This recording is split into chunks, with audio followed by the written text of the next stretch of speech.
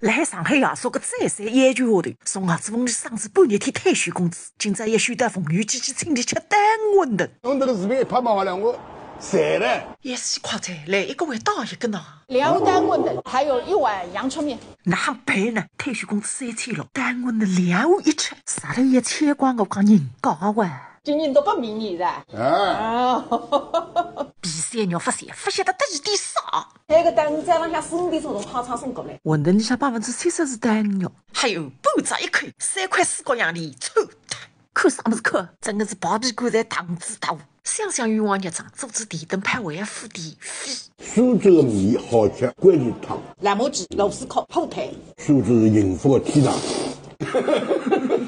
发咸的是有点少，还有眼睛一眨也是3块4角，臭脱！